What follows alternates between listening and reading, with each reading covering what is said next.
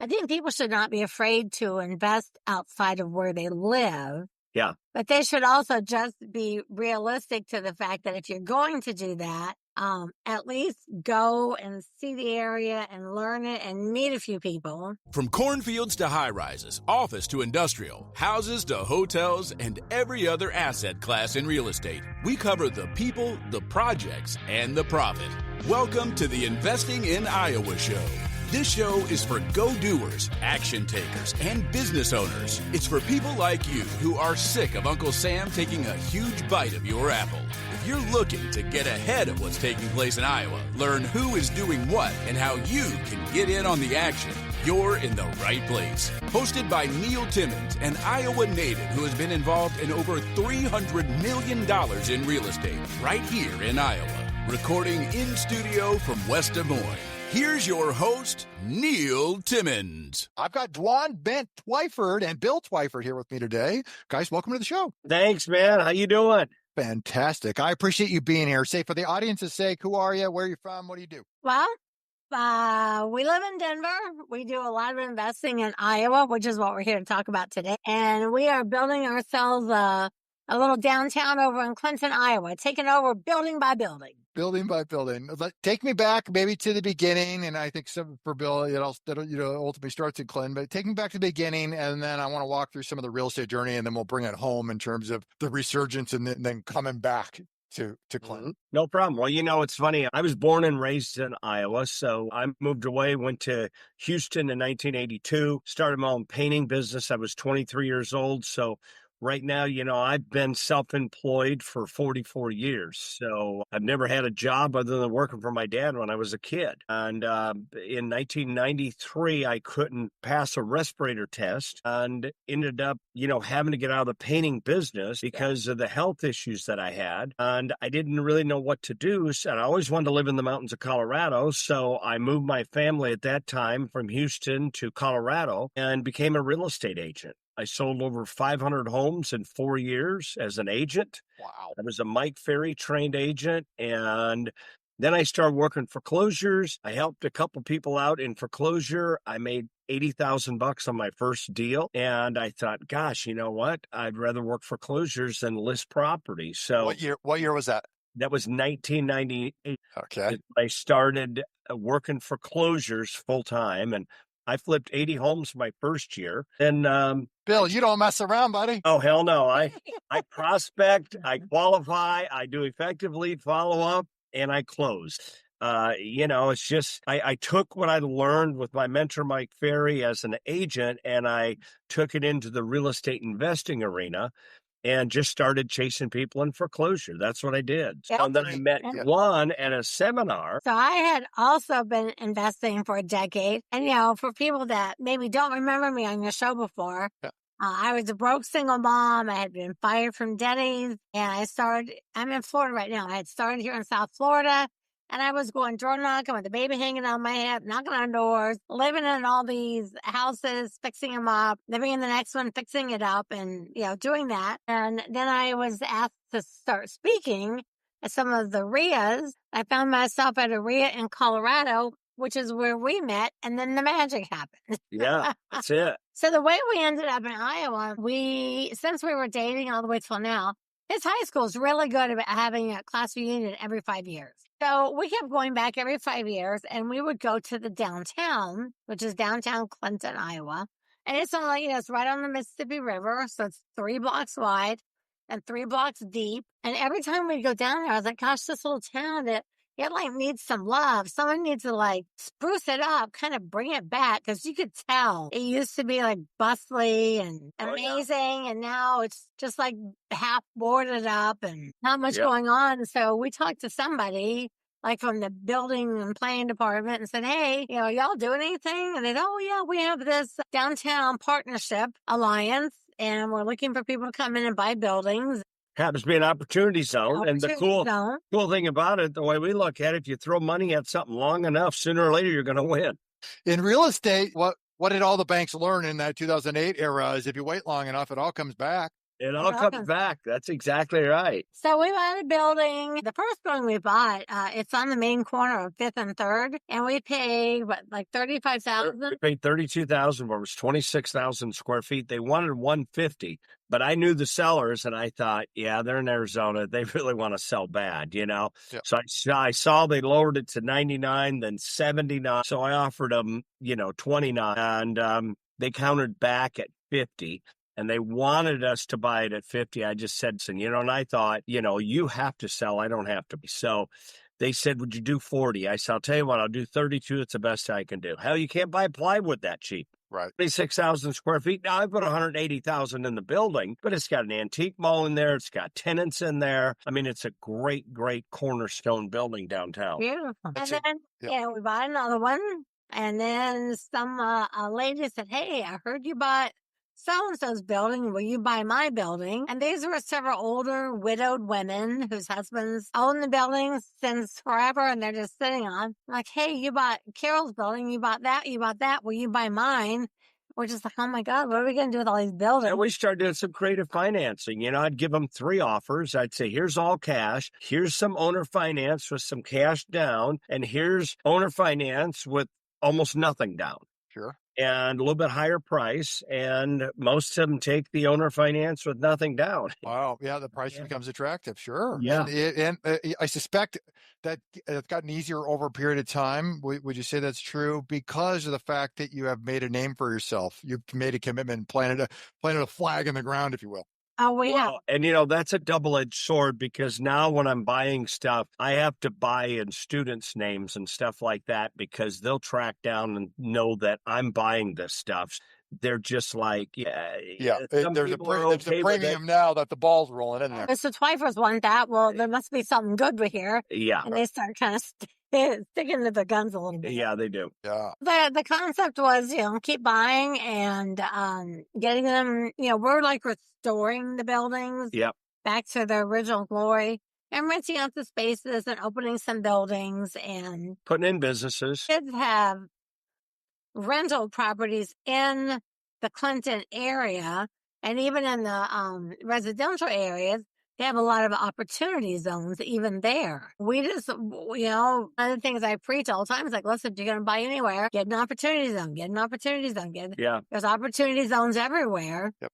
And we have students buying there now. So, your podcast, Investing in Iowa, we've got people coming into Iowa and buying buildings and buying rentals and spending money. Yeah. Because there's a lot of opportunity zones there. Yeah. Say, for the audience's sake, maybe at a high level, if somebody doesn't know what an opportunity zone is, give us some color as to what that is, what the benefits of that are. So basically, usually it's an area, and it's, people can Google opportunity zones, and you can find your state, and you can click through to the county. Mm-hmm. Basically, someone from the city goes around. What county did you say you're in, Neil? Polk County. Yep, Polk County. Polk County. So they go through Polk County. They go, okay, well, these 3 streets are looking a little bit run down. We'll make these opportunities up. And, these 5 blocks look good. And over here's another area. And the thing that's cool about it. And what they do is they make it an opportunity zone. So like if you or one of your students buys it, if you own it for 10 years, there's no capital gains. And then there are things available, grants, things for facades, windows, or things available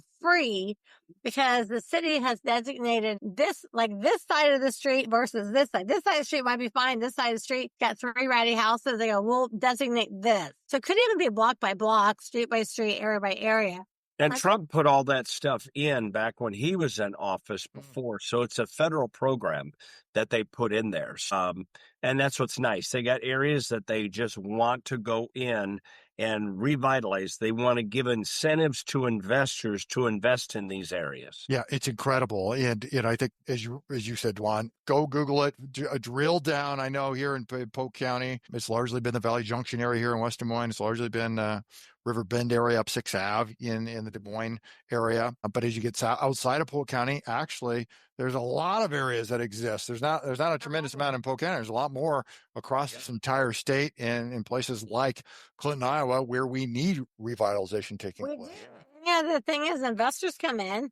Well, as an investor, if I can buy 5 or 6 houses or buildings or vacant land or whatever, storage units, and I can keep it for 10 years, not pay capital gains, and the government can grant me a little money for, I mean, there's even like grants for things like murals on the side of a commercial building. Yeah. Well, you know, people love murals. You start putting murals and people go, oh, they're taking pictures and yeah. they're tagging your location, you know? Right. Well, the thing too is, you know, with these opportunity zones, you've got to invest before December 31st, 2026. So, Well, that's how long it's guaranteed. Yeah, because everything sunsets at that point, and you've got to get in, you've got to get your building in order to start that clock on the 10-year hold period. Now, ideally, we'll reassign that and say, hey, you know what? This did really great. Let's do it longer. Right now, it's only available to the end of 26. Yeah. As long as you own whatever you Bought want to before own, then. you get all Yeah. the benefits of the opportunity. And people don't realize,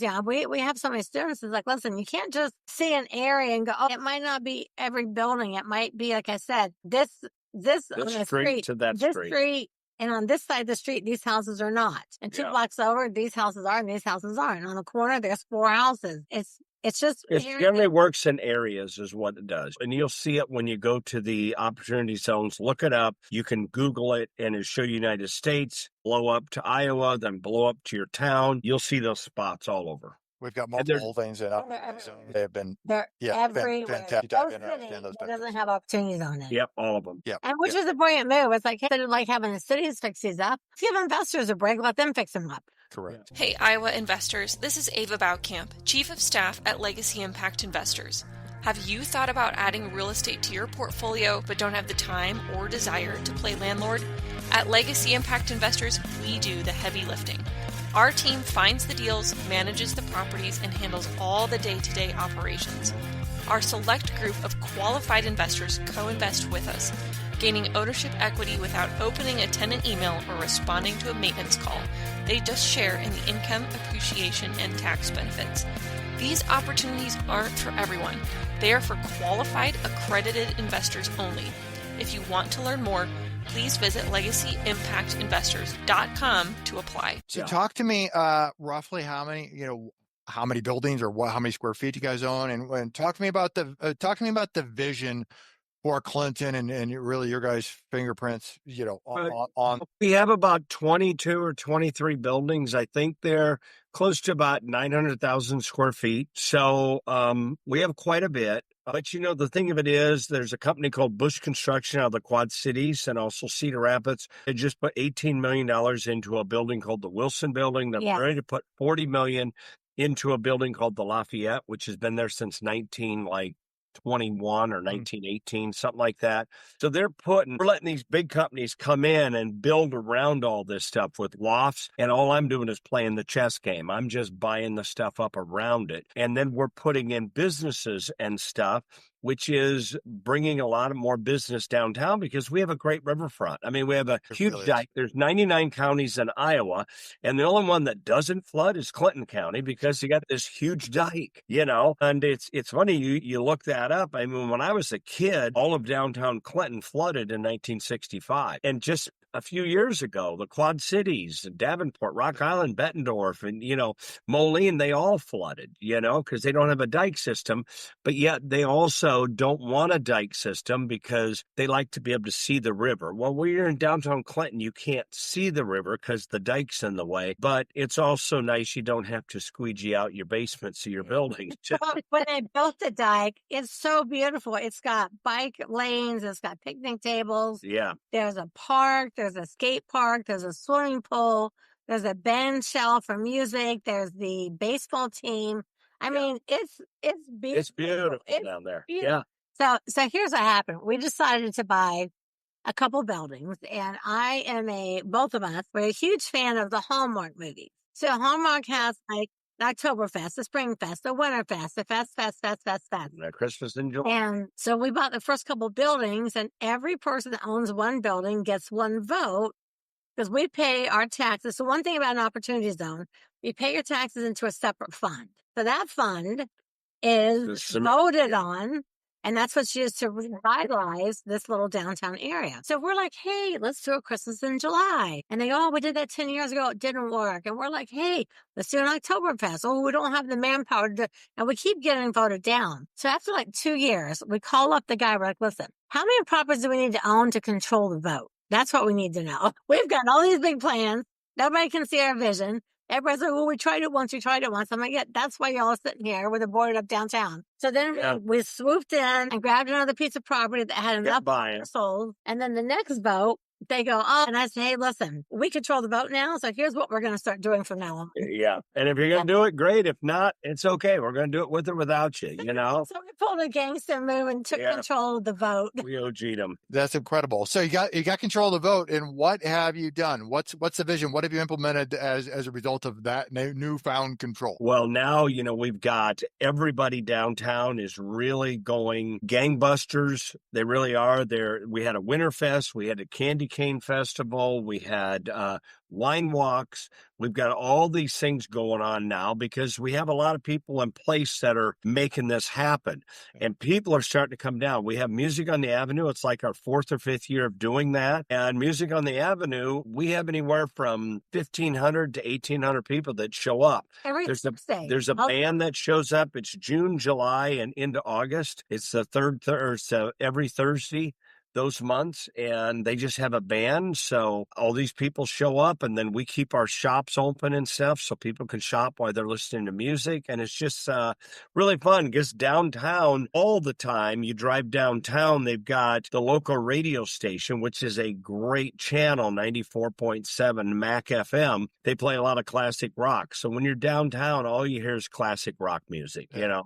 Steve Miller and Eddie, cool. You know, Stones, all that stuff. So it's kind of cool. You know, it's kind of a nice feel downtown. Yeah, there's outside music. There's little parks and nooks. There's live music everywhere. And now the people in the Alliance, they're doing something. We don't hardly have anything up anymore. We're just like, hey, we'll put some money in on that. Yeah. They do something about every 3rd week. There's some big event. Yeah. Thousands of people are like, wow. And now we've got new businesses. We've got a brewery.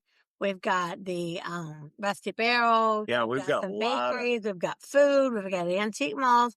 And the whole downtown has it, like, you know how you go and there's like a vibe, like you can tell what's happening there. Since 2 years ago till now, everyone that goes is like, wow, there's like a vibe. Like there's movement, action, there's people, like stuff's happening. It's like, that's because somebody had to, like, you know, make it happen. Yeah, that's right. Take control. Yeah, you got to make it happen. Talk to me about, you know, you're full-time or primarily full-time in Colorado, right? You spent some time in Florida. All right. So I know people in the audience listening to this are going, how in the world do you do this from afar? How do you make things happen? How do you invest from afar? Talk to me about that versus if this was down, if you live there, what are the pros and cons as well? Well, you know, it's like I tell my wife, I go, I can only afford to go to Clinton only a few times a year because every time I go, it costs me like $40,000. It's like every time I've got all these buildings. We've always got roofs to do. We've always got stuff to do on them. But, you know, we travel a lot because we're national speakers and been doing that for 25 years. We're always all over the country. So it's not a big deal for us to hop a plane or make a trip to Iowa and spend a couple weeks like we spent May, June, July, and August in Iowa this whole summer, working with the guys on the buildings and getting stuff done that we wanted to get done, to get a lot of stuff turned around on some of the exteriors of the buildings. Because the first 4 or 5 years, we just did work on the interior of the buildings, putting in shops and stuff like that. Yeah. But, you know, us being national speakers, we're always traveling all the time. So it's no big deal for us to take off and go to Iowa for 2 weeks and then go to Florida for a week and then go to, you know, Nashville for 4 or 5 days and do a workshop and then go back home. So we're always moving. So we like doing that. We do. But the key is for people that want to invest out of an area, I think it's worth going to the area. Yeah. finding like a contractor or a handyman, finding a property manager, meeting a few people in the town and from the city and kind of getting to know the area so that you can actually be an absentee. He just really likes to actually do a lot of the work. And I like the idea of like, hey, we're going to design this and here's what we're going to do and we're going to make that. We like to be hands-on, but we have people running our stores. Yep. We have Yep.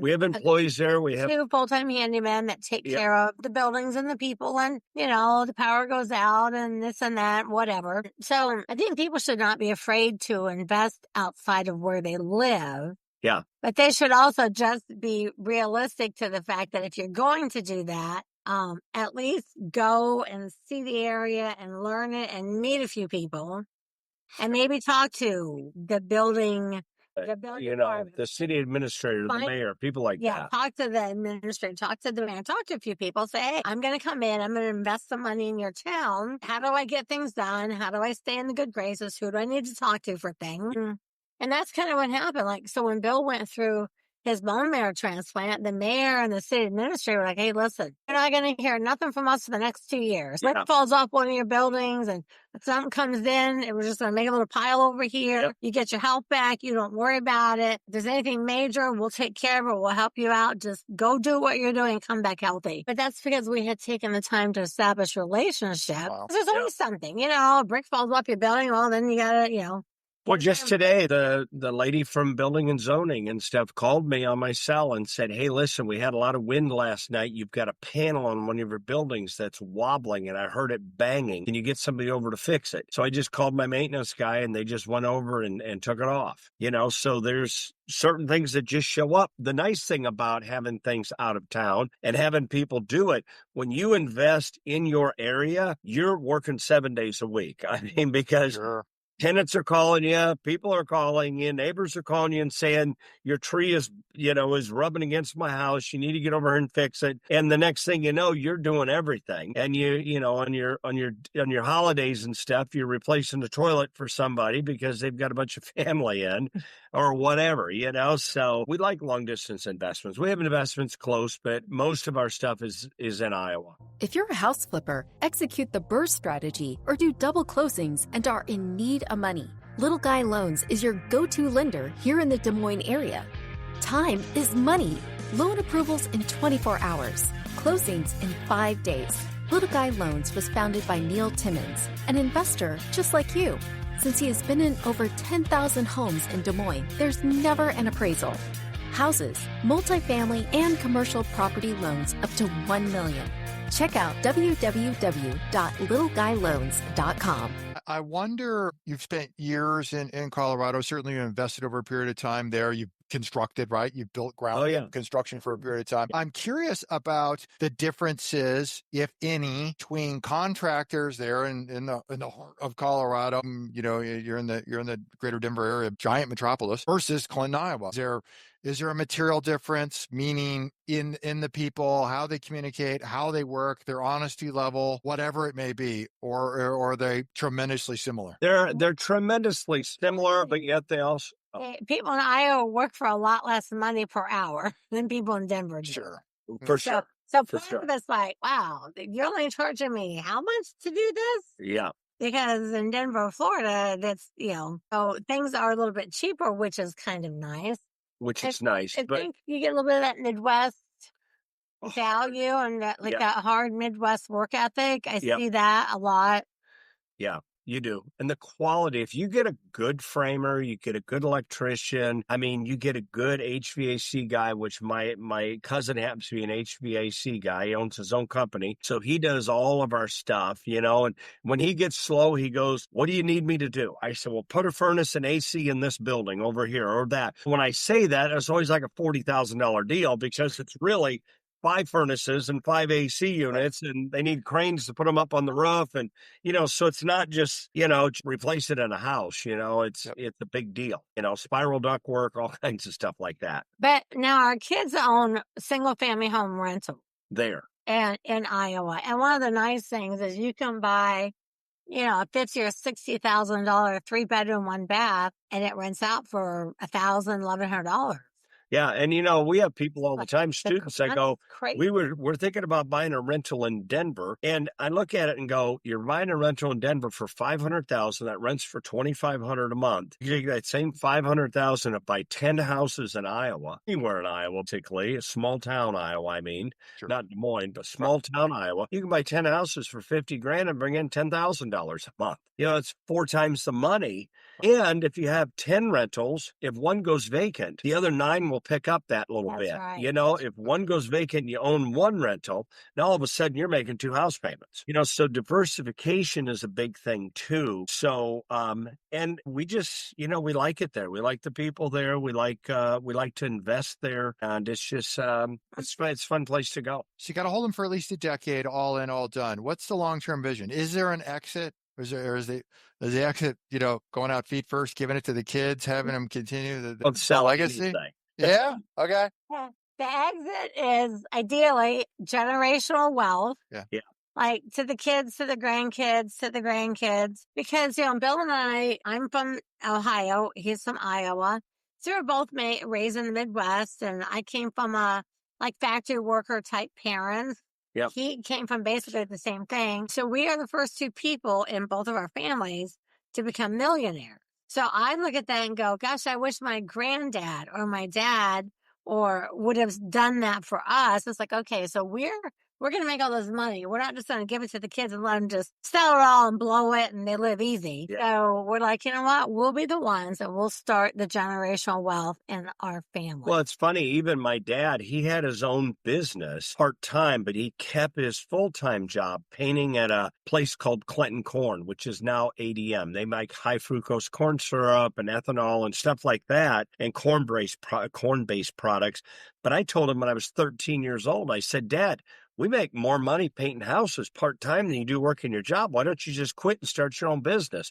He goes, I can't do that. He says, I got benefits. I've got retirement. I've got all this stuff. And I'm like, yeah, but you can buy all that stuff. Now, that's my mind at 13. I'm looking at my dad going, why don't you just quit your job and we'll just paint houses, and we can tape and texture and sheetrock and do all that stuff in the wintertime. I said, you'll make 3 times the money. And he just couldn't do it, but then they had a walkout in 1974, and he walked out with 60 people, and all of them got fired. And he came home, he says, we've got a bad situation. I got fired. I said, great, now we can start the business. That's what I told him. And he was just like, your teenage son being like, hey, Dad got fired, let's start a business. Yeah. So that's what he did. So Dwan's right. I wish our parents had the vision we have, or our grandparents. Do you think, Bill, do you think you're that, having your dad in that role, doing that thing, the story you just told, do you think that helped shape you to the entrepreneurial spirit, or do you think you just showed up that way somehow? He came out being like, how do I work for myself? It's funny. I had an uncle that, my mom's sister was married to, my Uncle Bob, and he gave me the vision to dream big. When I was a kid, he had 42 muscle cars, rare cars in the early 70s. Yeah. And I had, at 18, I had a 66 Hemi Charger, a 69 Hemi Roadrunner, and a 70 Hemi Cuda at 18 years old. And all of them had less than 40,000 miles on them. They're all over, they're 6-figure cars now. And I wish I still had them. But I saw him. He was a contractor. He always worked for himself. And I wanted that vision for myself and my dad. And I saw that when I was 7, 8, 10 years old. And I just finally told my dad at 13, you got to quit your job. I mean, I'm never going to work for somebody other than you. And then when I get old enough, I'm going to start my own thing. And that's what I did. I moved to Houston because I wanted to work year round. I didn't want to be stuck doing sheetrock and taping and floating in houses in the wintertime. And there's a lot of money in industrial sandblasting and coating and painting water towers. And that's what I did. So I moved south to do that, Did your dad end up going back to work and retiring? No, he didn't. How did it end? He ended up working his job, working his business until he ended up getting pancreas cancer. And then he died when he was 53, which is a very young age to die at. Terrible. I'm sorry. Oh, yeah. Yeah. So, and sometimes I still think about it. I still think, gosh, maybe I should have stuck around and helped my dad longer. instead of just taking off on my own. But, sometimes that eagle's got to fly out of that nest. You just can't stay home all the time. So, and I got the same issue with my son. When I went down for 2 months, for two years, my son goes, geez, Dad, I've only worked for you. I've never worked for anybody. I said, you know the system. You've been on all these trainings with us. You've been at all of our workshops. Just go out and work the system. He went out and worked the system for 1 year and made $835,000. Then I get better. And I say, okay, I'm back. He goes, Dad, you can't afford me. He says, I can't work for you for $2,000 a week. There's no way, because we're doing rehabs and stuff. He goes, there's no way. So I lost my guy, just like my dad lost me. But that's okay. I want my kids to do better than me. Wow. That's just incredible. Yeah, and he just bought, I think, his 11th rental there in Clinton. Yeah. It's like, he's 33. He's got 11 rentals. He's got a beautiful wife. He's got 3 kids. He got 4 kids. I'm sorry, 4 kids. It's an $800,000 house. It's like, who doesn't want that for their kids? And the thing of it is, in the last 5 years, he has bought and sold over 60 homes in that little market of 25,000 people. And at any time, there's 40 to 60 homes on the market. And over a 4 to 5 year period, he's bought and sold over 60 properties and kept 11. So he's really rocking it, Yeah. Whoever says you can't do it in small town USA doesn't have it right. Yeah. They don't have it right. And that's what people think, like, oh, it's kind of old, it's run down. It's like, listen, there's been a lot of money to bring the juju back. Yeah. You just sometimes you just have to hit lightning at the right time. Yeah. Yeah.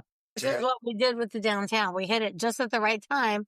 Because since we've owned our buildings over the last 5 years, property values have gone up 48% downtown. Yeah. Which is a Huge. lot. Yeah. So now it's like, oh, we don't want to pay that much for anything. Yeah. That's it. Yeah. Well, the work you're doing is incredible. I can't wait to see it continue. It's like a snowball going downhill, right? It just keeps moving. Keep pushing it. Yeah. Tap it. That's it. Correct. Yeah. You're absolutely right. This summer, since you're so close, you'll have to come spend a day with us. We'll love it.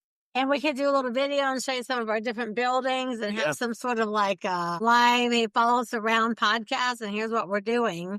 And I think you'd really have a blast doing that, too. I would love coming around. I would love. It's so funny. A couple of years ago, before I went in for my cancer treatment, I've got a lot of Safeway scaffold and stuff to scaffold the sides of buildings. And I built this scaffold on the side of this building because I was doing some caulking on the outside with my guys. And I was up there and my wife came out and she goes, what the hell are you doing up there? And she goes, I don't want you on scaffolding like that. I said, honey, I've lived on scaffolding like that. So to me, that's her telling me to go out and buy a JLG lift. So I did. I went out and bought an 80-foot lift.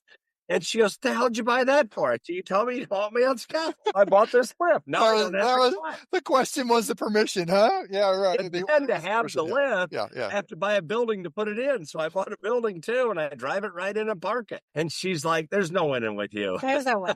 If I tell him he needs something or don't do this, don't do that, he takes that and then you need to buy something else. It's like, what's wrong with you? You two, you guys ready for the final 3 questions? Yeah. Yes.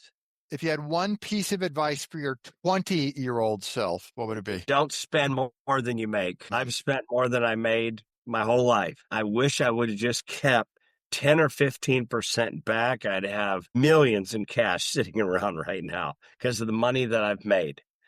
But I've always tried to build a lifestyle versus building a career. I would tell my 20-year-old self, do drugs. Yeah. I spent my entire 20s. It was the 80s. And if people are old enough to understand what the 80s in South Florida was like, I was clubbing, partying, working in the bars, doing drugs. Not saying I didn't have fun, but I completely wasted an entire decade. And it's funny because like in 1987, 28 years old, I went and bought a brand new Mercedes for $62,000 because it was the thing to have. Yeah. And in that Mercedes, I had an AudioVox cell phone in 86. It was cordless to where I could just dial the number and drive and talk. But it cost me $1,200 a month to have that phone in my car. Oh, my head. And it's all about you. That's the way the 80s was. Yep. And we got 3 final questions. 2 books that changed your life. Relentless was one for me, and Cash Flow Quadrant. I love both of those books. Read them both multiple times. Gosh, I don't know. I read so many. I think I like the Napoleon Hill, those type of books. Think and Go Rich. Think and Go Rich. I read all those in my 20s. I've always loved books like that. They made me think bigger than like working in the bar business. Yeah, for sure. If you were cast away on an island for a year, you could only get 3 pieces of data about your business each and every month. What 3 things must you know to know how your business is running? Okay, so I'm cast away on an island for a year. Am I with or without Bill? Yeah, you're with Bill. You're on an island. You only get 3 pieces of data coming out of your business each month. Because remember, I'm the junk drawer. What she doesn't want to do, she throws on me. So I'm the junk drawer. Give a 6-piecer. See, I would want to know, first of all, are all my employees doing okay? Because they would be self-managing themselves. Right. Same here. I would want to know how, these are probably weird things because we're in Iowa. I would want to know how many people are coming into the stores, is whatever my marketing is doing. And I would want to know what the weather's like. Why? Because we lose a kajillion hours in Clinton from the ice, the rain, the snow, the shoveling. We lose so much time over weather. I'd be like, okay, it's sunny outside, put some things outside to sell. There's a rainstorm coming in, make a sale, make a post. There's a snowstorm coming in, people are going to go out, put up a bunch of sales, get people to come in the store. I know it's probably super weird things to do, but based on the fact that we have walk-in businesses, Retail. We are very much decided by who shows up to work and what's the weather like outside. Mm-hmm. I want to keep an eye on bank accounts. I want to keep an eye on what's going on with our Facebook stuff, with our stores and our real estate business. And I definitely want to be hooked up to Zoom so I could still do webinars. So I can still make money. Yeah, there you go. All right. You two have asked tons of questions. I'm certain we could talk all day. And when you invite me to Clinton, we will do it. But what's one question I did not ask that I should have asked? You really did a great job asking questions. I think if I was going to sort of leave off with a piece of advice, it would be for anyone that's thinking, rolling it around, listening to podcasts, going to webinars. The years have gone by, they still haven't done anything. Listen, get off your butt and just take action, because another year is going to pass. You're going, oh man, I should have done it. I should have done it. Should have. And the market's always good. Real estate doesn't matter. Markets are markets. So everything's cyclical. Start today. Yeah. Start today. No matter what's happening, start today. And the thing of it is, you can never give up. Once you start that moving forward, you just have to keep pushing and pushing and pushing, because you're going to get hurdles. You're going to get walls that come up. You got to figure out a way through them, around them, over them, or under them, and you just can't stop. This has been great. I appreciate your guys' time. For people that want to find you, follow you, they want to connect with you, where can they go? What should they do? They can go to dwanderful.com, because as you know, I took Dwan and Wonderful and made a new word. Yeah. They can go to dwanderful.com and they can find both of us there. And they can also find us at investorsedgeuniversity.com. Links below in the show notes, everybody. You too. I appreciate you guys being here. Thank you. Yeah. Thanks. See you later. Thanks for listening. If you're enjoying the show, may I ask a favor of you? Naturally, subscribe so you never miss an episode. But would you rate and leave an honest written review on Apple Podcasts? It does a lot for us here at the show, and I appreciate reading your thoughts. Great guests make for a great show. If you know of another island who would be a great guest, or you yourself have interest in being a guest, well, get on our radar. Visit Investing in Iowa to fill out an application or recommend a guest. And if you want to connect with me one-on-one, go to LegacyImpactInvestors.com. Click on the Invest With Us button in the top right corner, and there you can pick a time for the two of us to get on the calendar and connect. Until next time, keep investing in Iowa.